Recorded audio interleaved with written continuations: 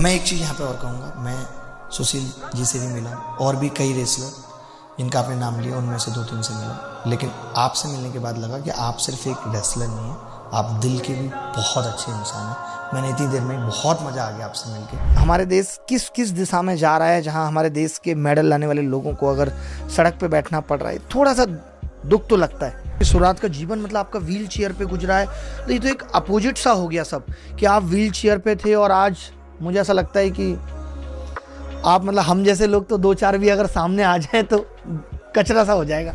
अच्छा, आप शादी के लिए बिग बॉस का वेट कर रहे थे? अच्छा, आप 13 साल से साथ में हैं। हाँ, पायल जी आपकी वाइफ हैं? हाँ, आगरा मथुरा हाईवे पे मिले थे हम एक बार। अच्छा, वहाँ क्या आप गाड़ी पंचर हो गई थी उनकी? तो एक वो पुरानी तलब होती है ना कि किसी की मदद करने की, कई बार उसमें नुकसान भी उठाया है। हाँ, लेकिन ये तो फायदा हुआ है यहाँ तो आपको लग रहा है फायदा हुआ, क्या नुकसान हुआ? जेंटलमैन क्या, जेंटलमैन में एक सूट बूट वाला एक आदमी छपा हुआ, उसको जेंटलमैन बोलते हैं। जो थोड़ी इंग्लिश बोलते हैं। हाँ, सुनो तो, कोई रिसेप्शनिस्ट है, कोई लेडी है, वो उसको पढ़ा लिखा मानते हैं। घर में जो हमारा फादर जो धोती कुर्ते में रहता है, हम सोचते हैं जेंटलमैन ये नहीं है। बच्चा सोचा जेंटलमैन तो वो जिसने सूट बूट पहन रखा है। क्या है? बोला कोल्ड ड्रिंक है। मैंने कहा कोल्ड ड्रिंक तो पीता नहीं यार। बोला तू पागल है, ये कौन पिए या ना पिए, सब नॉर्मली बात है। तुम उसको बोला यार रात को सुकून से सोना, तो दिन भर ईमानदार रहना पड़ता है। आपकी बॉडी के सबसे बड़े डॉक्टर आप हो, सबसे बड़े ट्रेनर आप हो। संतुलित खाना खाओ, घर का बना हुआ खाना खाओ। मेरी ज़िंदगी में मैं है ना थोड़ी देर भागता था, थक जाता था, बैठ जाता था। आज मेरा स्टेमिना इतना है कि मैं थकता ही नहीं हूँ। मैं टैलेंटेड नहीं हूँ, बिल्कुल भी टैलेंटेड नहीं हूँ।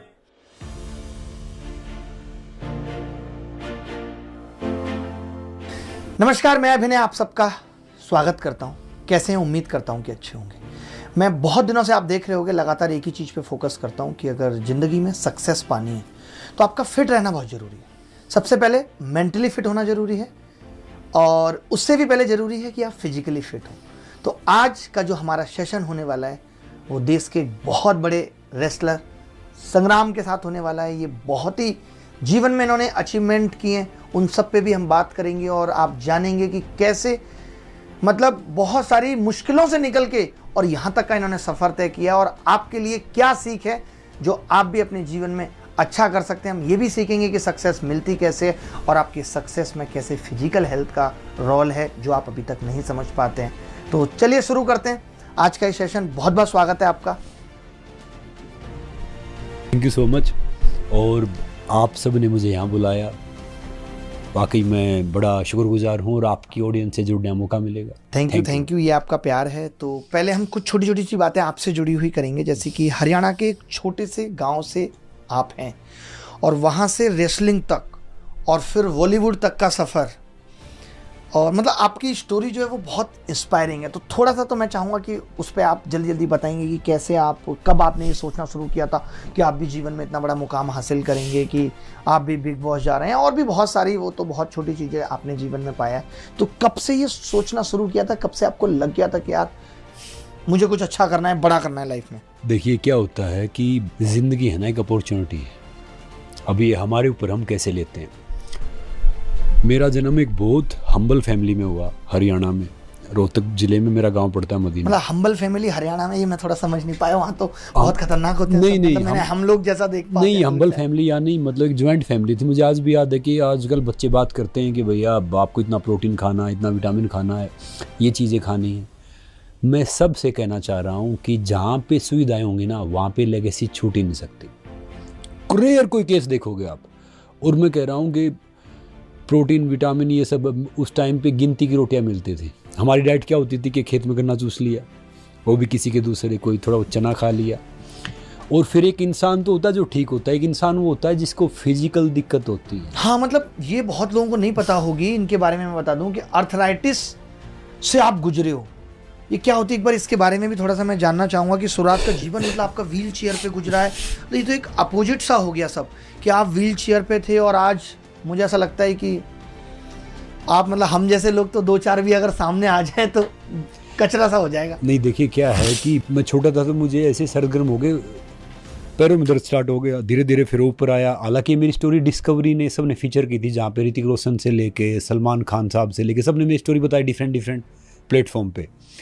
मगर क्या था कि पहले पैरों में दर्द स्टार्ट हो गया, फिर उधर ऊपर आ गया। फिर वो धीरे धीरे इतना हो गया कि मैं अपने हाथ से गिलास पानी नहीं उठा सकता था, खाना खाना थोड़ा मुश्किल हो गया। और व्हील चेयर तो अखबार वाले लिखते हैं, उस टाइम कहाँ इतने पैसे होते थे, चारपाई पे रहना और ये सब होता था। तो एक टाइम था कि घर वालों ने थोड़ा सा कुछ इकट्ठा किया कि अच्छे हॉस्पिटल लेके आए। तो डॉक्टर ने बोला कि भैया इस बच्चे को बाहर बैठा दो, ये मुश्किल से 6 महीने जिंदा रहेगा। अच्छा, ये होती कैसे है बीमारी, क्यों हुई थी? ये बीमारी इतनी खतरनाक होती है कि जो आपकी, मैं आप सबको बताता हूँ कि क्या होता है। रूमेटिक अर्थराइटिस क्या होता है कि जितने आपके ज्वाइंट होते हैं बॉडी में, उसमें सब में पेन स्टार्ट हो जाता है। आम बात, खाना नहीं पचना, ये सब नहीं होना। तो मेरे पैर की उंगलियां आज भी टेढ़ी हैं। अच्छा। तो पहले यहाँ से स्टार्ट हुआ, फिर यहाँ से, फिर यहाँ से, फिर यहाँ पे भी आ गया था। अच्छा। मैं ये भी नहीं कर सकता था।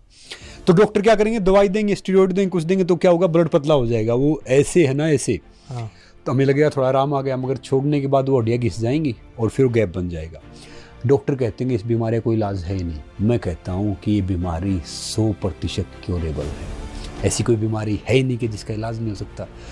कोई भी बीमारी है ना, वो हमारी बॉडी में फिजिकली सिर्फ 10% होती है, 90% मेंटली होती है। मेरी माँ ने हार नहीं मानी।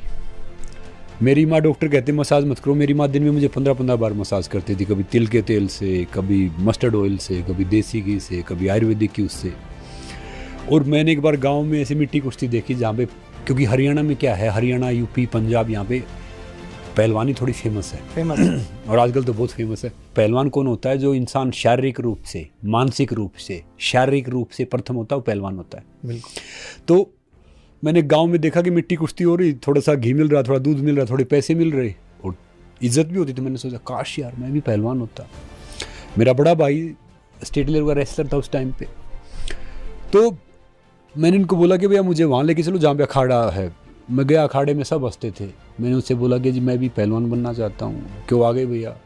उसने कहा कि आप तो ढंग से चल रही है ना, ढंग से वो हो गए तो बड़ी बात है यार, टांग है नहीं, आप रेस में नाम लिखवाने की बात कर रहे हो। मतलब कुछ जो एग्जाम्पल होते हैं नॉर्थ के खास। हाँ। तो वहाँ से मैंने सोचा था, वहाँ से कि ये बहुत शॉर्ट में बता रहा हूँ कि वो था, कई बार टूटा, कई बार नॉर्मली किया, मगर मेरी लाइफ का सबसे बड़ा मोटिवेशन पता है क्या? मेरा रिजेक्शन है। कुश्ती में रिजेक्ट किया गया, मोटिवेशनल स्पीच में रिजेक्ट किया गया, टीवी पे रिजेक्ट किया गया, फिल्म में रिजेक्ट किया गया। अब सारे काम मैं वही कर रहा हूँ जहाँ पे रिजेक्शन मिला था। ये तो बहुत बड़ी चीज़ है। मतलब हम रिजेक्शन से ये समझ लेते हैं कि ये परमानेंट है और अब हम कुछ नहीं कर सकते। मतलब failure is not the fatal. मैं भी ये कहता हूँ कि असफलता ऐसी नहीं है कि जिसकी रिकवरी नहीं हो सकती। मैं मानता हूँ जब तक दुनिया वाले आपके सपने पे हंस नहीं रहे ना, तो समझ लो आपका सपना छोटा है।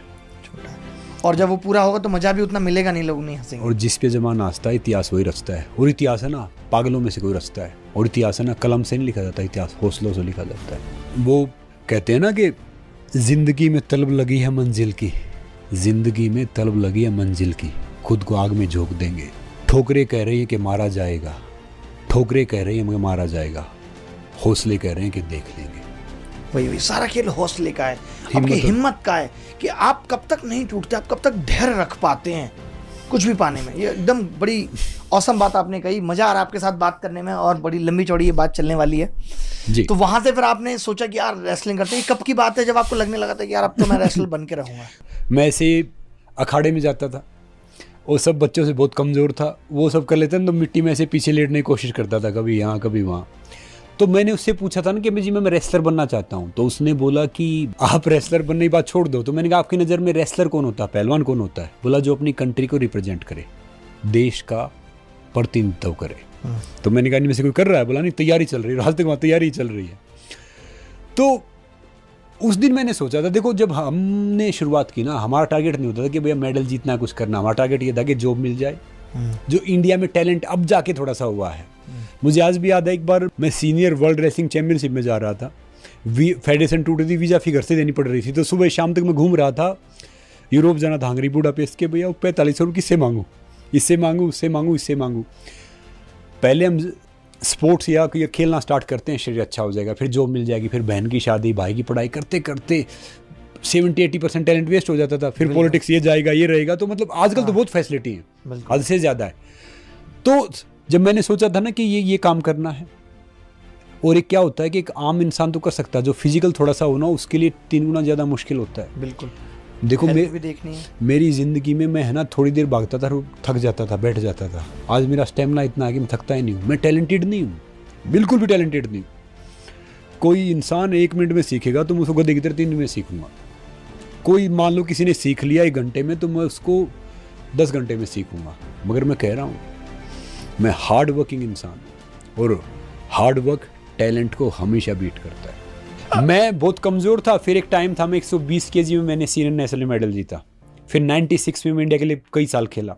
96 में? 96 केजी में। अच्छा 96 केजी। 120 केजी में senior national wrestling championship medal जीता। 96 केजी मैंने इंडिया को रिप्रेजेंट किया, वर्ल्ड चैंपियनशिप और समथिंग। फिर मैं 96 केजी में बहुत खेला, नेशनल ये सब खेला।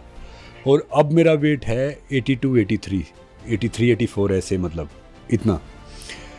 तो मैं ये सोचता हूँ कि मैं तो ये नहीं रखता कि भैया आपका वेट कितना है, आपका फिटनेस कितनी है, आपकी एज कितनी है। मैं देखता हूँ कि भैया मैं बहुत पागल इंसान हूँ। Being normal is boring, be crazy for everything. मैं इतना पागल इंसान हूँ तो जो कोई डॉक्टर होता है ना, डॉक्टर हम जानता ना उनकी मानता ना उनकी सुनता, कम ही वो करता हूँ। अभी रिसेंटली जो मैं बता रहा था उस पर भी आऊँगा। तो जब शरीर में कुछ पेन हो जाए ना, दिक्कत हो जाए, तकलीफ हो जाए, तो मैं उसको इंजॉय करता हूँ। पता क्यों? जिंदा रहने के लिए बीमारी बहुत ज़रूरी है। पता चलता रहे सारा शरीर भी है, कुछ चीज़ें चल भी रही हैं, कुछ चीज़ें हो भी रही हैं, इसी बहाने और केयर करेगा, इसी बहाने बाकी चीज़ कर लेगा, उसको हावी मत होने दो। तो मुझे आज भी याद है जब मैं 1 रुपये कुश्ती खेला मेले में ऐसे, और दूसरे वाले रेसलर ने ना घुटने मार मार के कोई पहलवान था उसने ये गर्दन बहुत कर दी। और पहले हमारी फिजियोथेरेपी क्या थी कि माँ एक तवा रखती थी, तवे के ऊपर अपना आधी रोटी कच्ची, आधी रोटी पक्की, तेल और फिर एक रुई और गुड़ वो सेकती थी, पूरी रात सेकती रही। क्या है ये, क्या करेगा, और वो सब करेगा। मगर जो मेरे गुरुजी हैं ना, पंडित सतोई महाराज, जिन्होंने मेरी रेसलिंग स्टार्ट करवाई, वो मैं कुश्ती आ रहा 1 रुपया दिया उन्होंने। अगली बार मैं 2 कुश्ती आ रहा 2 रुपये दिए। उससे अगली बार में 3 कुश्ती आ रहा 3 रुपये दिए। एक बार में 2 कुश्ती जीत गया तो उन्होंने 1 रुपया दिया नहीं और देखे नहीं मेरी तरफ। मैं सोचा कुछ बात होगी। तो मैंने उनको 5-6 दिन बाद पूछा कि क्या बात है, जब मैं हारता हूँ तो आप मुझे पैसे देते थे, अगली बार मैं जीत गया तो आप मुझे बोल नहीं रहे। तो फिर उसने मुझे बताया था कि अभी जितनी हार देखोगे ना, ये आपको आगे जाके बहुत फ्यूल देंगी, मतलब आपकी जीत में एक नींव है ये। अभी जीत देखोगे ना, आगे हार देखोगे तो आपका मोरल है, ये सारी चीज़ें डाउन हो जाएगा। मैं हमेशा एक चीज़ कहता हूँ कि जीतना हमारी आदत होनी चाहिए कि मुझे जीतना है, और हार मुझे पसंद नहीं है, लेकिन हार मुझे स्वीकार है। और वो स्वीकार हार तब हो पाती है जब मैं जीतने की हर हद तक जाता हूँ। अगर हमारा प्रयास मैक्सिमम है तो हार भी अच्छी लगती है कि ठीक है यार, मैंने कोशिश पूरी की, मैं हार गया लेकिन अगली बार जीतूंगा। हम जहाँ प्रयास कम रखते हैं, जब हम जीतने की हद तक नहीं जाते तो दुख रह जाता है, यार मैं इसलिए हार गया, ये कमी मेरी रह गई। तो अगर हमारा प्रयास मैक्सिमम है तो हार जीत कोई मायने नहीं रखती, हमारा प्रयास टॉप लेवल तक होना चाहिए। मोस्टली अब ढेर सारे बच्चे हैं, यंगस्टर हैं या आम इंसान हो, ज़िंदगी में सक्सेस के पीछे भागता है। सफल होना भैया, सफलता चाहिए। मैं कह रहा हूँ ज़िंदगी सक्सेसफुल नहीं होनी चाहिए, ज़िंदगी मीनिंगफुल होनी चाहिए। और वो मीनिंग कब आएगा कि भैया किसी इंसान के लिए कोई 10,000 रुपये जो पाना सक्सेस है, किसी के लिए 1,000 करोड़ का मालिक होना सक्सेस है, किसी के लिए एक बंगला गाड़ी होना सक्सेस है। तो सक्सेस तो डिफरेंट है। मीनिंगफुल वो है जब आप पीस ऑफ माइंड में हो, जब आप खुश हो। वो कहते हैं ना कि जब आपको अपना ज्ञान हो गया, अनुभव हो गया ना, तो अकेले में मेला है, नहीं तो नहीं हुआ ना तो फिर मेले में भी अकेला है। सही बात है, एकदम सही बात है। तो क्या है, जिंदगी में सारा दिमाग काम करता है।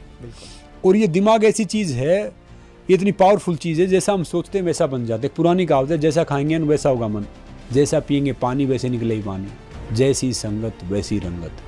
तो मैं कह रहा हूँ कि हमारे से बड़ा ट्रेनर, हमारे से बड़ा टीचर, हमारे से बड़ा कुछ है ही नहीं कोई भी, बस आप इसको कन्विंस कर लो। अच्छा, हरियाणा की जो एक कहानी मैंने बड़ी सुनी है और बड़ी हंसी आती है, वो आपको याद है कि वो जो कहते हैं कि किसी ने एक खूंटा रोड पे गाड़ दिया था कि कुछ भी हो जाए और खूंटा यहीं गड़ेगा। मतलब ऐसा कुछ होता है कि हरियाणा में मतलब जिद बहुत है कि कुछ भी अगर जिद कर ली, पॉजिटिव नेगेटिव, अगर ये कह दिया कि ऐसा होना है, सरकार को झुका देना। नहीं, सुनो तो सुनो, मैं बताता हूँ। अब जैसे हरियाणा है, यूपी है, इवन पंजाब है, इवन राजस्थान है, तो जो हमारा डीएनए है ना, वो डीएनए ऐसा है कि हम किसी को आटा नहीं देंगे, रोटी बना के दे देंगे। बिल्कुल, समझ रहे हो? हमने जिद पकड़ ली ना कि भैया ये चीज़ ये है तो ये है। अब पता क्या है कि वहाँ पे अब मान लो कोई आरक्षण है, अब ना आपको पता आरक्षण क्या मतलब है, ना मुझे पता मतलब क्या है। हम पहुंचे क्या भाई, आरक्षण है भैया, आरक्षण है, वो चाहिए हमें। वो चाहिए भैया, और उसको पता नहीं कि आरक्षण है क्या, और मुझे फायदा होगा इसका। मतलब ये नहीं कि वो जो यहाँ के अपने यहाँ के इंसान है ना, वो इनोसेंट होते हैं, यानी मतलब वो कुछ बोलते रहेंगे, ऊपर से कुछ भी करेंगे, मगर वो दिल से इतना वो नहीं होता। ये आप सही कह रहे हो, और ये मैं चाहता हूँ कि सब लोग इस बात को सुने कि कभी भी हमारी बातों पे ना जाएं, दिल पे जाएं, कि हम दिल से कभी किसी का बुरा नहीं सोचते। हम है ना, हम नारियल की तरह होते हैं कि ऊपर से दिखेगा बड़ा वो है, पिघल जाते हैं, अंदर वो सॉफ्ट सी मलाई है। अच्छा, आप शादी के लिए बिग बॉस का वेट कर रहे थे?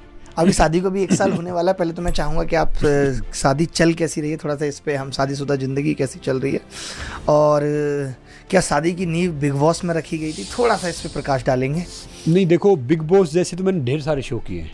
अच्छा। बाकी क्या है कि जब मैंने पहला शो किया था, शो किया, मगर जो मेरे one of the best show थे वो थे सर्वाइवर एक इंटरनेशनल सीरीज़ है, IRT, आइस रो ट्रकर, और कई शो किए मैंने तो ऐसे शो किए, डांस के शो, तब मुझे डांस का ABCD नहीं आता तब किए। अच्छा। बाकी शादी का वैसे हम 13 साल से साथ में हैं, शादी एक बार की है बस। अच्छा, आप 13 साल से साथ में हैं? हाँ। पायल जी आपकी वाइफ हैं? हाँ, तो 12-13 साल से हम जानते हैं। हम सर्वाइवर में मिले थे, उससे पहले आगरा मथुरा हाईवे पे मिले थे हम एक बार। अच्छा, वहाँ क्या आप गाड़ी पंचर हो गई थी उनकी? उनकी गाड़ी खराब हो गई थी, और मैं आगरा कुश्ती लड़के आ रहा था, और मिट्टी में था, 2-3 छोटे बच्चे थे मेरे साथ में। हाँ, बड़ा इंटरेस्टिंग। तो एक वो पुरानी तलब होती है ना कि किसी की मदद करने की, कई बार उसमें नुकसान भी उठाया है। हाँ, लेकिन ये तो फायदा हुआ है यहाँ तो आपको लग रहा है फायदा हुआ, क्या था नुकसान हुआ? तो क्या है कि यहाँ पे मिले, उनकी गाड़ी वाड़ी खराब थी, हमने उनको ऐसे लिफ्ट दिया, उनकी मैनेजर थी, बाकी और थे। वो उस टाइम क्या कर रही थी? काफी वो कोई उनका कोई प्रोग्राम था आगरा के उधर मेरे हिसाब से। अच्छा। हम कुछ लड़के आ रहे थे, हम मदद करने की वो थी, तो उन्होंने बोला गाड़ी इतनी साफ रहती है, मैंने कहा आज तो थोड़ी ज़्यादा साफ है, वो थोड़ी मिट्टी में थी बना, इससे थोड़ी ज़्यादा ही रहती है। फिर हम मिले एक शो में, सर्वाइवर में एक शो था, उसमें हम 10-11 सेलिब्रिटी थे, 10-11 कॉमनर अलग थे, सेलिब्रिटी अलग थे। उसमें कोई एंटरप्रेन्योर था, कोई फिल्म एक्ट्रेस थी, कोई प्रोड्यूसर था, मैं स्पोर्ट्स से था, ऐसे 10-11 आदमी टापू छोड़ दिया था। वो वाकई बहुत टफ शो था। तो मैं देख रहा हूँ सारे क्या कहते हैं, जो शहरी होते हैं, I am there for you, I am there for you, जो कहना I am there for you तो होता ही नहीं, बदमाशी होते हैं, बदमाशी होते हैं। I am there for. उस टाइम अंग्रेजी इतनी समझ में भी नहीं आती थी, बड़ा दौर था। अंग्रेजी आती थी शुरू से समझ, मुझे तो बहुत, जैसे कहाँ समझ में आती थी, इंग्लिश तो हम बोलने लगे हैं। अब वो सारे कहते हैं कि I am there for you, थोड़ा सा खाना होता था, लिमिटेड खाना होता था, उस शो बहुत टफ था। कभी आप वो शो देखना, उसको आपको बड़ा मजा आएगा। 45 दिन में 18 kg वेट कम हुआ था। तो कहते अपना खाना देते, फिर वो उठते बोलते इससे बच के रहना। अच्छा। वो सारे ये बोले, फिर मैंने सबको इकट्ठा किया, भैया ये बता दो कि आप में से अच्छा कौन है और आप में से बुरा कौन है। आप सब की बोलते हो कि इससे बच के रहना, कि ये ठीक है या ये ठीक है, तो मुझे भी नहीं पता, आइडिया नहीं। तो तब मैंने पूछा था कि भाई वहाँ पे कौन क्या है, कितने क्या पैसे कमाते हो, क्या करते हो, ये सब है। फिर मैंने पायल का सबका सुना, वो बोलते थे लड़कियाँ कमज़ोर होती हैं, इनको निकालो। अच्छा, वो ही कहते थे। फिर उन्होंने गलती से मुझे कैप्टन बना दिया। फिर मैंने कहा कि भैया, और उसमें बाहर की वोटिंग होती नहीं थी, मैंने कहा मेरे हिसाब से इसको जाने दो, जब हारते थे अब इसको जाने दो, अब इसको जाने दो। तब उस शो को रोक दिया आपने कि इनको नहीं जाने देंगे? नहीं, मैंने जो जितनी लड़कियां थी, जो मेहनत कर रहा था एक्चुअली, उनको रोका। और देखो उस गेम में क्या होता है कि जब आप टीम गेम खत्म हो जाता है ना, इंडिविजुअली जो स्ट्रॉन्ग होता है, पायल ने उस शो में मेरे से लास्ट तक रहे, मैं उस शो में उनसे पहले एलिमिनेट हुआ, बाहर हो गया, क्योंकि मैं ज्यूरी में आया। फिर हम जो टॉप 10 में बाहर होते थे ना, वो ज्यूरी में आते थे। अच्छा। क्योंकि मैं बाहर कहीं जाता ना, पता चलता मैं सर्वाइवर के फ्रंट पे छापते हैं। बिग बॉस तो कुछ कंट्री में है, 25, 30, 35 में, सर्वाइवर तो अराउंड 100 कंट्रीज में है। बहुत मतलब वो इससे बहुत बड़ा शो है। मैं कह रहा हूँ इतना बड़ा शो है। अमेरिका में जिसने सर्वाइव कर लिया ना, वो हॉलीवुड स्टार से बड़ा स्टार है। ये अमेरिका में था शो? नहीं, ये तो अमेरिका में, ऑस्ट्रेलिया में, न्यूजीलैंड में, हर कंट्री में सर्वाइवर बहुत बड़ा शो है। तो वही इंटरनेशनल सीरीज की फिलीपींस में शूट किया था हमने। अच्छा। और बहुत बड़े उस स्केल का शो था। लेकिन आपने इतना टाइम लिया, फिर उसके बाद शादी के आपके साथ बिग बॉस में भी थी वो ना? अच्छा, बिग बॉस में नहीं थी वो आपके साथ? अच्छा। तो आपने 12-13 साल के घर वालों को बताने में थोड़ा सा लगा आपको टाइम, मुझे ऐसा लग रहा है। नहीं देखो, घर वाले क्या है कि जो हमारे घर वाले ना समझदार हैं, समझ गए एज कंपेयर शहर वालों के। हाँ। उन्होंने एक बात बोली थी कि भैया जिंदगी आपकी है, हमने अपनी ज़िंदगी जी ली है, तो हम चाहते कि आप खुश रहो, अच्छी ज़िंदगी जियो, अपनी वैल्यूज़ के साथ हम बड़े होते। मैं चाहता था कि ज़िंदगी में नोबडी से समबडी कुछ बन जाओ, पहले कुछ हो जाओ, कुछ करो अपनी लाइफ में, उसके बाद आप शादी कर लो। शादी की तो कोई वो बात है ही नहीं कि भैया शादी अभी ज़रूरी है या नॉर्मली, मगर एंगेजमेंट मैंने 8-10 साल पहले कर लिया था, क्योंकि एक रिस्पेक्ट की बात होती है कि लड़की के लिए, लड़के के लिए नहीं बात होती। बिल्कुल सही बात है। वहाँ पे अब देखो, मान लो बहुत से क्या करते हैं कि they are dating, they are living, ये हर न्यूज़ सुनते हैं सेपरेट, ये तो आप कहीं भी चले जाओ भैया, कहीं भी वो कर लो, बात तो सब एक ही है। सब लड़कियाँ समान है, सब लड़के समान है। जिसके साथ वो आप 5-7 साल खराब कर रहे हो अपने, या अच्छे बिता रहे हो, फिर और कहीं वो करोगे। तो ज़िंदगी में टारगेट बड़े होने चाहिए। ये शादी, रिलेशनशिप, ये बहुत छोटी चीज़ है, नॉर्मल चीज़ है। और मैं कह रहा हूँ हर माता पिता को कि एक मैंने कई फिल्म देखी और देखा तो वो एक डायलॉग मारा था कि भैया मैंने आज तक आपको किचन में नहीं जाने दिया, आपको पायलट बनाया, आपको ये बनाया, आपको बनाया। अपने बच्चों को, बेटियों को खाना बनाना ज़रूर सिखाओ, बेटों को भी सिखाओ। हाथ का काम सबसे बड़ा काम होता है, मगर आजकल है ना, हम हाथ का काम कुछ मानते ही नहीं है। कि खाना बनाना अगर बच्चियों को सिखा दोगे, बच्चों को सिखा दोगे, तो मैनेजमेंट भी अच्छी करेंगे वो। सही बात है कि भैया कितनी हल्दी, कितना नमक, कितना क्या, तो लाइफ में भी सक्सेसफुल होंगे। सही बोल रहे हैं, एकदम सही बोल रहे हैं। मगर दिक्कत क्या है कि हम ये सोचते हैं कि भैया ये चीज़ इसके नहीं है। मैं कह रहा हूँ कि सब बराबर हैं। लड़कियों को खाना बनाना जरूर आना चाहिए, लड़कों को भी आना चाहिए। उससे माता पिता को सिखाना चाहिए। मत सोचो कि भैया पढ़ाई, आजकल के बच्चे पता क्या है, आजकल के बच्चे साक्षर हैं। साक्षर क्या होता है, डिग्री लेके आ जाती है। शिक्षित नहीं है। शिक्षित होता है जो वैल्यूज के साथ बड़ा होता है, जिससे सब कुछ आता है, जो अच्छा है। कहते हैं ना, पहना तो पत्थर में भी पहना। वो आपको हर चीज़ है। आप खाना अच्छा बना रहे हो, लाइफ में भी अच्छा करोगे। हम अगर बचते रहेंगे, नहीं मैं यहाँ ये अच्छा नहीं हूँ, यहाँ पे अच्छा नहीं हूँ, वहाँ अच्छा कर दूंगा, ऐसा नहीं हो सकता। अच्छा होना एक आदत है, वो आपको डेवलप करनी पड़ेगी। देखो, मैं अपनी लाइफ में पता है क्या, मैं अपनी लाइफ में कथनी और करनी में बिलीव रखता हूँ। मैं जो बात बोलता हूँ वो करता हूँ, जो करता हूँ बोलता हूँ। मुझे आज भी याद है कि बार मेरे अकाउंट में है ना 920 रुपये होते थे और मुझे 2-2.5 करोड़ रुपया कोल्ड ड्रिंक का ऐड आ गया। मैं कैसे किसी घर पे रह रहा उधर मुंबई, मेरे कुछ होता नहीं था मेरे पास में। तो दूसरा मैनेजर आ कि भैया ये है और ढेर सारे ऐड मिलेंगे, होर्डिंग लगेंगे, बड़े बड़े टीवी पे आएंगे और ढेर सारी चीज़ें हो जाएंगी। तो मैं क्या है, बोला कोल्ड ड्रिंक है। मैंने कहा कोल्ड ड्रिंक तो पीता नहीं यार। बोला तू पागल है, ये कौन पिए या ना पिए, सब नॉर्मली बात है। तुम उसको बोला यार रात को सुकून से सोना, तो दिन भर ईमानदार रहना पड़ता है, छोड़ दो यार। बोला तू पागल हो गया साला, सन की है, मतलब वो करके चला गया। 3 दिन बाद जो एरिया मैनेजर था ना, उसने मुझे फ़ोन किया, who you are, we have Sachin, Dhoni, Salman, ETC। मैं सुनता रहा, उसकी गुस्से में था। क्योंकि जिसमें संयम होता है ना, उसको भगवान जी पराजित नहीं कर सकता। और मेरे में बहुत पेशेंस है। तो मैंने उसका कहा कि भाई साहब आपका हो गया, तुम बोलूँ? बोला बोलो। मैंने कहा तब थे 920 रुपये, अब रह गए 610 रुपये। 310 रुपये दूध के लिए हम खर्च कर दिए 3 दिन में। ये भी निकाल के दूंगा और फ्री में ऐड करूँगा अगर आप बोलेंगे टॉयलेट साफ़ करना है तो। एक चीज़ और मैं यहाँ पे आपसे लेना चाहूँगा, जैसे अभी हम देख रहे हैं, जैसे मैं पूनिया साहब को भी बहुत करीब से जानता हूँ, साक्षी मलिक को, इन लोगों से ट्विटर पे भी हमेशा सपोर्ट मिला है और हमने भी दिया है। अभी हम देख रहे हैं कि हमारे देश में पहलवान लोग ही जिन्होंने देश को रिप्रेजेंट किया है, जो देश के लिए मेडल लेकर आए हैं, मतलब वो लोग रोड पे बैठे हैं आज और अपने हक की लड़ाई लड़ रहे हैं। मैं यहाँ पे एक चीज़ तो आपसे बोलने से पहले ऐड करूँगा कि लोग ये कहते हैं कि जब किसी के साथ गलत होता है तब कोई क्यों नहीं बताता। कोई तब उस लायक होता नहीं, जब वो वेट करता है कि जब मैं इस लायक हूँगा तो इस चीज़ का बदला लूँगा। तो वो जब उस लायक बनता है तो कहता है, तो ये गलत नहीं है। लेकिन तो आप इस पर क्या कहेंगे, मतलब कि हमारे देश किस दिशा में जा रहा है, जहाँ हमारे देश के मेडल लाने वाले लोगों को अगर सड़क पे बैठना पड़ रहा है, थोड़ा सा दुख तो लगता है। आप इस बारे में क्या सोचते हैं? मतलब आपकी से जुड़ा हुआ सवाल ही है, आप खुद एक रेसलर है। देखिए क्या है कि मुझे मौका मिला रेसलिंग फेडरेशन ऑफ इंडिया का पहला ब्रांड एम्बेसडर बनने का। अच्छा। 2014-15 में स्पीकर था। मैंने ब्रजभूषण शरण सिंह जी के साथ भी काम किया है। अच्छा, किया है? अरे बजरंग है, साक्षी है, विनेश है, ये छोटे भाई बहन हैं। अच्छा, ये तब आप तो मिले होंगे इनसे कब? मिले क्या, जब ये छोटे होते थे, जब अखाड़े में आ रहे थे, जब बजरंग बिल्कुल नया था। साक्षी मेरे गांव से 5 किलोमीटर दूर साक्षिया गांव है। यार आप बहुत पुराने हो क्या? आप हड़प्पा और मोहनजोदड़ो की सभ्यता के टाइम के हो? मतलब वो मैं तो उन्हीं की एज का समझ रहा हूँ आपको भी। देखो मैंने खुद बोला कि उम्र तो हमारी 14 साल 2-3 महीने है। बिल्कुल। तो क्या है कि नया 9 दिन, पुराना 100 दिन। बिल्कुल, है ना। तो मैंने इनको भी देखा है, ये छोटे भाई बहन हैं। अब जिस हिसाब से मैंने खबरें सुनी, जिस हिसाब से सारी चीज़ की, मैं ऑब्जर्व हर चीज़ कर रहा हूँ, मगर मैं पूरे फैक्ट के बारे में अवेयर नहीं हूँ। और जब तक पूरे फैक्ट के बारे में अवेयर नहीं है, जैसे मोलेस्टेशन वाला देखा, बाकी चीज़ें देखी, अब मुझे भी काफ़ी बहुत फील हुआ कि भाई ये चीज़ सही है, ये चीज़ गलत है। मगर जब तक आप किसी चीज़ के बारे में पूरा अवेयर नहीं हो, आपको पता नहीं हो तो आपको कुछ भी बोलना, कुछ भी कहना मेरे हिसाब से मुश्किल भी, गलत भी है।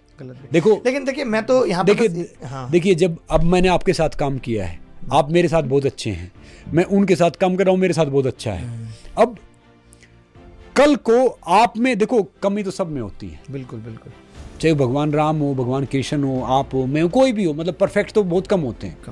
तो अब मुझे नहीं पता, मैं बहुत देख रहा हूँ कि ये छोटे भाई बहन हैं, इनको कष्ट हुआ तो कष्ट इनको नहीं, कष्ट मुझे हो रहा था। उधर से मैं देख रहा हूँ कि उस इंसान ने एक टाइम रेसलिंग को बड़ा करने के लिए बहुत मेहनत की। उस टाइम रेसलिंग नॉर्मल था, स्पॉन्सर से लेके वो मेहनत हुई। फिर ये मोलेस्टेशन वाला, ये सारी मैं चीज़ देख रहा हूँ ना, तो मैं खुद हैरान हूँ कि रेसलिंग जो इंडिविजुअल स्पोर्ट्स, जो रेसलिंग ओलंपिक में जितने मेडल जीते ना, इंडिया के किसी स्पोर्ट्स ने जीते हैं। रेसलिंग के कारण भारत की बहुत पहचान है।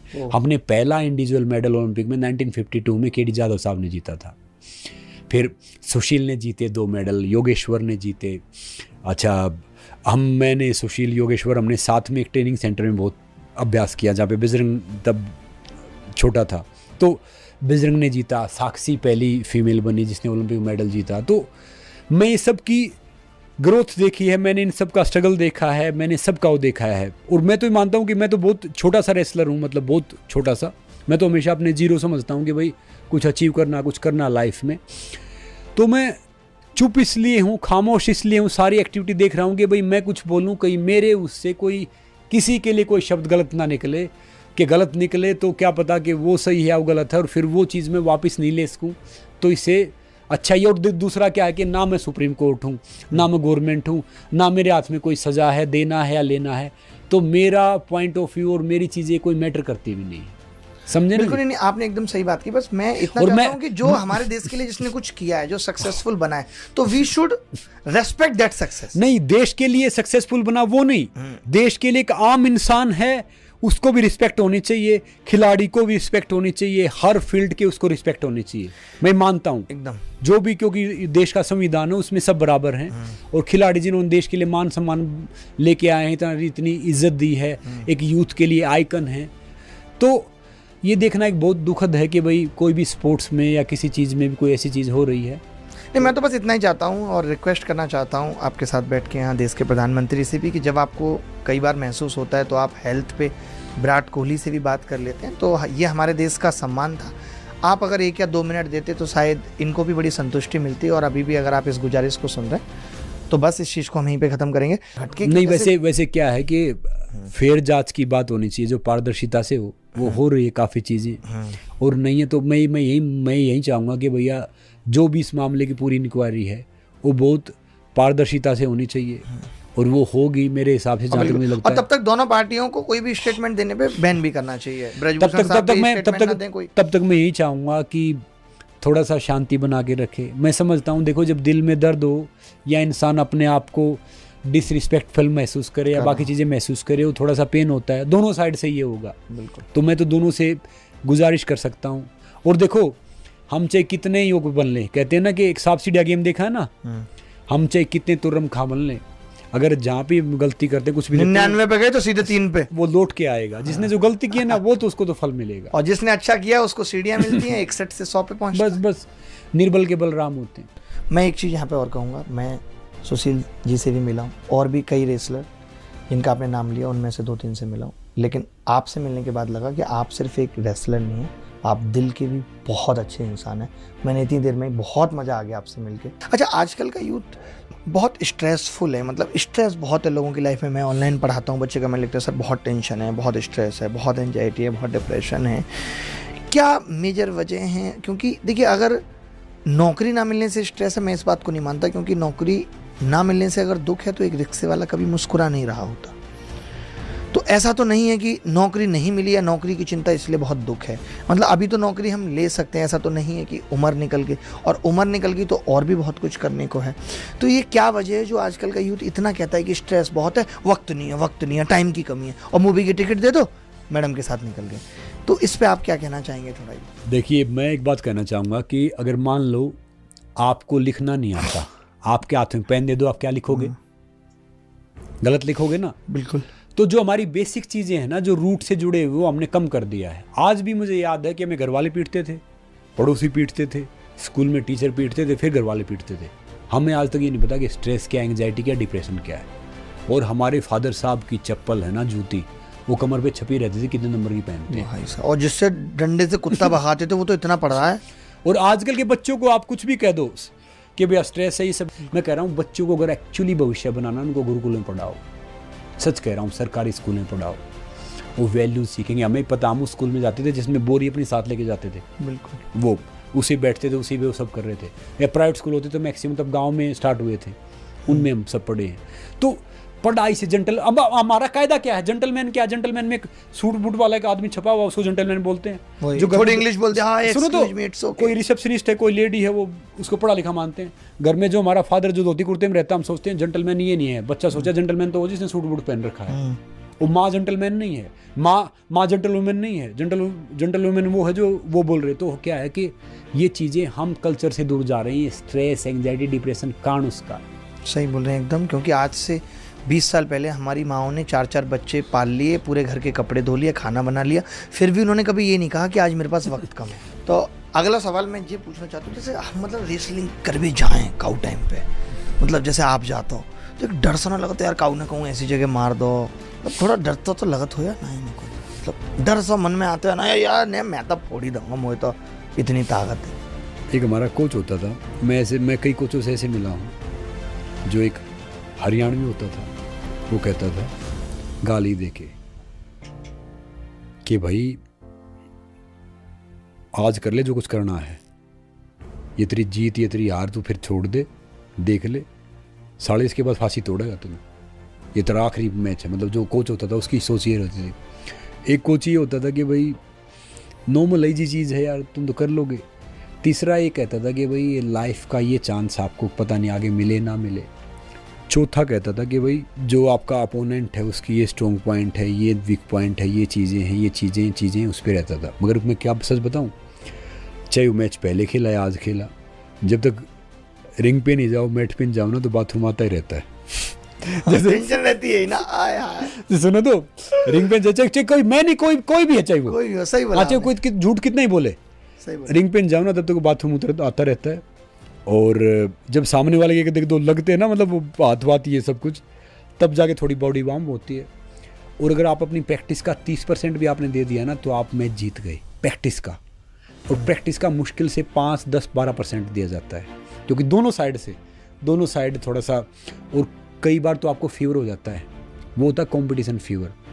आप 100 बुखार में, 101 बुखार में कई बार मैच खेलते हैं, क्योंकि क्या होता है कि वो आदमी सो नहीं पाता। जैसे इवन सचिन का, और हमने कई इंटरव्यू देखे ना कि उसके खिलाफ मैच था तो मैं सो नहीं सका, मुझे फीवर था, ये सब था। तो क्या होता है कि जब बड़ा मैच होता है ना, तो आपको नींद आती ही नहीं, आप करवटें बदलते रहोगे, आप ये करते रहोगे, तो फिर क्या है कि वो आप जितना अनुभव होता जाएगा वो आपके लिए ईजी होता जाएगा। मगर ये नहीं कि डर खत्म होगा, डर तो आपके लिए रहेगा, और रहना भी चाहिए कि इंसान तब वो करता है। मगर क्या है कि वो सीखता बहुत है। जैसे अब मैं मान लो मैं कुश्ती करूँगा, मैं वापसी करूँगा, ये मानो अब मैं खेलूंगा ना, मैं जीतने हारने के लिए नहीं खेलूंगा, मैं खेलूंगा कि ढेर सारे नए बच्चे इंस्पायर होंगे, देखो यार बॉयस उम्र में खेल रहा है, कुछ मेरी टांग भी खींचेंगे, कुछ ट्रोल भी करेंगे, कुछ सही भी करेंगे, और फिर मैं उस गेम को एंजॉय करूँगा। देखो कुश्ती बहुत बड़ा स्पोर्ट्स है, और बड़े बड़े इंडिया में अच्छे रेसलर हुए हैं, वर्ल्ड वाइड बहुत बड़े हुए हैं, मैं तो बहुत छोटा सा हूँ। मगर जब से मैं बिग बॉस में आया, बाकी शो में आया, तो कुश्ती को मैं वो 5 स्टार क्राउड तक मैंने टच करने की कोशिश की, लेके गया कि भैया ये। और फिर जो मैंने अपने आप को रखा है, अब जो कोई मेरे से मिलता है ना, वो कहता है यार रेसलर ऐसे होते नहीं, आपका पेशेंस लेवल क्या है, आपकी मैच्योरिटी क्या है, आपकी सिंसियरिटी क्या है, रेसलर डिफरेंट होते हैं। मैंने कहा गलत है, वो धारणा गलत है। पहले क्या होता था, मीडिया ने इतना ख़राब कर रखा था कुश्ती को, किसी ने झगड़ा किया ना, कोई जिम में जाता 2 ट्रैक सूट पहन रखे, पहलवानों ने कर दिया, फिल्मों मेरे 5 पहलवान बुला के ला, इलेक्शन मेरे पहलवानों सब कर। तो क्या है, कुश्ती की इमेज इतनी ख़राब कर रखी थी। जो सही पहलवान होगा ना, उसको तो पता नहीं रहेगा कि दुनियादारी क्या है, वो झगड़ा ही नहीं करेगा किसी से, उसके कोई 2 मार भी देगा ना, चुपचाप शांत रहेगा, उसे पता है कि वो रिंग में ही करेगा जो करना है, उसे पता है कि अगर आम आदमी किसी एक मारोगे तो कहाँ उमर गया हो। तो अब किसी झगड़ा होता था ना, तो हम पता क्या करते थे, भाई रहने दे यार, क्यों ज़िंदगी ख़राब कर रहा है, क्यों तू यार हमारी ज़िंदगी ख़राब कर रहा है, बोला आपकी ज़िंदगी कैसे ख़राब होगी, कि भैया अब तू कुछ करेगा, एक तेरे मारेंगे, तू मर जाएगा, तो हमारी तो पूरी जिंदगी तियाड़ में चली गई ना। सही बात है, सही। अच्छा, फिजिकल फिटनेस, जैसे अब क्या है कि बच्चे हमारे यहाँ, मैं आपको बता देता हूँ कि तैयारी कर रहे हैं, सरकारी नौकरी की तैयारी कर रहे हैं, आज बहुत पढ़ाई का स्ट्रेस है, जिम नहीं जा सकते हैं, लेकिन फिजिकल फिटनेस का महत्व क्या है आपके हिसाब से? और वो जिम नहीं जा सकते तो उनको क्या ऐसा करना चाहिए कि वो फिजिकली फिट रहे, तभी मेंटली फिट रह पाएंगे, तभी खुश रह पाएंगे, तभी कॉन्फिडेंट रह पाएंगे, तभी पढ़ पाएंगे? देखिए भैया, ये किसी ने बोला ना कि फिजिकल फिटनेस के लिए जिम जाना है, तो 2 डंडे में मारूंगा उसके। फिजिकल फिटनेस के लिए आपको जिम जाने की जरूरत नहीं है, क्योंकि जिम में हर इंसान नहीं जा सकता। जिम जाओ, बड़ी अच्छी बात है, एक्सरसाइज करो, जिम में जाओ। फिजिकल फिटनेस आप जहाँ भी मौका मिले वहीं पे कर लो। मैं एक कुर्सी से आपको 15 वर्कआउट बता सकता हूँ। एक मैट टावल से मैं आपको बिगिनिंग से लेके नेशनल लेवल का एथलीट कैसे बनना वो बता सकता हूँ। और मेरे अनुसार 1500 से 2000 रुपये बहुत हैं रोजी रोटी के अलावा आपको एक बड़ा एथलीट बनने के लिए भी। तो मैं ज़्यादा इतना यूट्यूब पे इतना ज़्यादा एक्टिव नहीं, क्योंकि मैं इतना वो कर नहीं पाता हूँ, मगर फिर भी एक सोशल मीडिया पे इंस्टाग्राम है, फेसबुक है, या यूट्यूब का एक चैनल बना रखा है टीम के नाम से, तो उन पे मैं ढेर सारी वीडियो डालता हूँ। कोई भी चीज़ का कैसे वर्कआउट करें, कैसे चीज़ें करें, तो आप उन पे जाके निःशुल्क है, आप देख सकते हो, आप सीख सकते हो। और मैं यही कोशिश करता हूँ कि जो गांव में बैठे मैं उनके अनुसार डाइट बताता हूँ कि गांव में आप क्या खा सकते हो। आपके पास रोटी है, आपके पास छाछ है, आपके पास मट्ठा है, तो आप कैसे क्या खा सकते हो। और अगर आपके पास फ्रूट हैं, आपके पास ये चीज़ें, वो कैसे खा सकते हो। तो वो कहते हैं ना कि जब शरीर का वज़न बढ़े तो व्यायाम कीजिए, जब दिल का वज़न बढ़े तो ध्यान कीजिए, और जब धन का वज़न बढ़े तो दान कीजिए। तो क्या है, ये चीज़ें ऐसी हैं कि जहाँ पे ही मौका, मैं अपनी ज़िंदगी में 2 ही काम करता हूँ, या वर्कआउट करता हूँ या काम करता हूँ। तन जितना घूमता रहेगा ना उतना अच्छा है, मन जितना स्थिर रहेगा उतना अच्छा, मगर हम उल्टा करते हैं, तन को तो बैठाए रखते हैं, मन घुमाते रहते हैं, इंस्टाग्राम रील। और आजकल की जनरेशन पता क्या, उल्लू हैं, पूरी रात उल्लू तरह जागते रहते हैं और दिन में उसके कुत्ते तरह सोते रहते हैं। बिल्कुल, बहुत गलत है, बहुत मतलब समझते हो, उल्लू हैं, उल्लू तरह जागते रहेंगे। और जो कुत्ता होता है तो बहुत वफादार है, वो तो बहुत वो है, उसमें तो बहुत गुण हैं, वो एक उसके लिए हमारी बहुत वो करता है। मगर आजकल कहेंगे ना आई एम पार्टी एनिमल, वो 40 के बाद चलते फिरते केमिस्ट बन जाते हैं, 4 बजे खाने, 6 बजे खाने, 8 बजे खाने। मैं कह रहा हूँ पार्टी एनिमल, कहाँ के पार्टी एनिमल भैया। तो लाइफ को संतुलित बनाओ यार। मैं नहीं कहता कि आप 1 बजे उठ जाओ या 4 बजे उठ जाओ, 5 बजे उठ जाओ, कम से कम भैया सूर्य निकले तब उठ जाओ, और कम से कम मौका मिले हाथ पैर हिला लो, थोड़ा सा पसीना निकालो, थोड़ा सा ये सब कर लो। बाकी चीज़ें क्या है, 15-20 मिनट रनिंग कर लो, टाइम से जग गए, योगा कर लिया, यूट्यूब पे सब कुछ है, काम की वीडियो नहीं देखेंगे। मैं कह रहा हूँ यूट्यूब भी छोड़ दो, सारी चीज़ छोड़ दो, जो इसमें आपको मज़ा आता है, साइकिल चलाने में, स्विमिंग करने में, भागने में, दौड़ने में। एक डॉक्टर था, बड़ा नाम नहीं लूँगा मैं उसका, यूट्यूब पे मैंने एक वीडियो देखा उसका, उसने खुद ही मुझे भेजा कि गर्म पानी पियो ब्रेकफास्ट के बाद, लंच के बाद, डिनर के बाद। मैं कह रहा हूँ जो मुझे एसिडिटी हुई ना, वो डॉक्टर की 99% योगदान उस डॉक्टर का है। बिल्कुल मत पियो भैया, सबकी बॉडी अलग है। अब गर्मियों में गर्म पानी पियोगे तो एसिडिटी वैसे ही हो जाएगी। सही बात है। मैंने उसने सिंसियरली बोला, मैंने उसको मान के देखा कि चलो यार ये तो अपना याद में गर्म पानी तो बता रहा है। आपकी बॉडी के सबसे बड़े डॉक्टर आप हो, सबसे बड़े ट्रेनर आप हो। संतुलित खाना खाओ, घर का बना हुआ खाना खाओ, और ऋतु के हिसाब से पानी पियो। जैसे बारिश है तो थोड़ा सा डिफरेंट लो, गर्मी है तो मटकिया पानी पी लो, सर्दी है तो पानी किसी कांच की बोतल में डाल दो, तो उसके हिसाब से पियो। तो बहुत अच्छा लगा आपसे बात करके, और एकदम मज़ा आ गया, और आपका दिल इतना साफ, और इतनी अच्छी अच्छी बातें आपने की, इतनी कमाल कमाल की बातें आपने की, आपने बताया जीवन में कि असली मायने क्या हैं सफल होने के। तो मैं बस ये चाहता हूँ अंत में ख़त्म करते हुए कि आप बच्चे जो हमसे पढ़ रहे हैं, जो कुछ सीखना चाहते हैं, जो आपने अपने जीवन से सीखा है, जो आपने अपनी मेहनत से यहाँ तक पहुँचकर सीखा है, वो कुछ बातें जो गहरी हैं, जो आपको लगता है कि सबको पता हो, क्योंकि ये एक जीवन पर्याप्त नहीं है सभी अनुभवों के लिए, हमें औरों के जीवन से भी बहुत कुछ सीखना पड़ता है। मैंने आज आपसे बहुत कुछ सीखा, तो मैं चाहता हूँ कि कुछ बच्चों के लिए आप कहें जो तैयारी कर रहे हैं। देखो, ज़िंदगी में क्या है कि एक स्टूडेंट बने रहना ज़रूरी है। जो भी बच्चे हैं, मैं बच्चे क्या, कोई भी हम भी हैं, कहते हैं ना कि सीखना बन तो जीतना बन। तो भैया जो भी आप किसी चीज़ की भी तैयारी कर रहे हैं, भले ही आप गवर्नमेंट जॉब के लिए, भले ही आप MNC कंपनीज़ के लिए, भले ही आप अपने बिजनेस के लिए तैयारी कर रहे हैं, तो ज़िंदगी में है ना, पग पग पे सीखते रहो। दूसरा, अपने में आत्मविश्वास रखो। तीसरा, कभी फेल होने से मत डरो।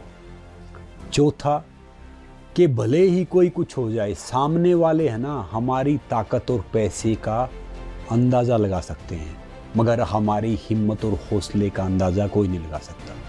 आप वो रखो। पांचवा जो सबसे बड़ी बात क्या है कि एक्सपेरिमेंट करो, मगर सीखो ज़्यादा, गलती करो, गलतियाँ करना जरूरी है, मगर एक गलती दोबारा मत करो।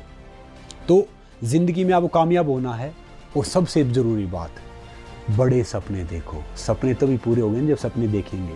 तो ज़िंदगी में सपने देखो, अपना आत्मविश्वास रखो, और याद रखो ये ज़िंदगी है ना, कुछ नहीं है, एक मेले की तरह है। जैसे मेला नहीं, जब मेला जब स्टार्ट होता है, फिर जाता है, फिर उसमें ढोल नगाड़े सब होते हैं, शाम तक वो मेला फिर पूरा रैप हो जाता है, मतलब बंद हो जाता है। तो ज़िंदगी भी वही है। आप शुरुआत करो। ये मैं तो नहीं रखता कि हम कौन कहाँ से आया कहाँ जाएगा, मैं तो ये रखता है कि भैया हमने क्या लेगेसी छोड़ी, क्या हम करके जा सकते हैं। तो ज़िंदगी में हमेशा सीखते रहो, आगे बढ़ते रहो, और हमेशा अपने माता पिता के पैर छुओ, उनकी इज़्ज़त करो, अपने गुरुओं की इज़्ज़त करो अगर ज़िंदगी में आगे जाना है तो। क्योंकि एक बाल्टी होती है ना, बाल्टी कुएं में डालते हैं ना, बाल्टी खड़ी रहेगी, बाल्टी कभी भरेगी नहीं। अगर बाल्टी झुक जाती है ना, तो उसको कुआं पानी दे देता है, या एक बाल्टी से कुआं खाली नहीं होता। तो सबसे बड़ा जो रूल है, स्टे हम्बल, एम हाई। तो आप ज़िंदगी में आपको आगे बढ़ने से, कामयाब होने से कोई नहीं रोक सकता।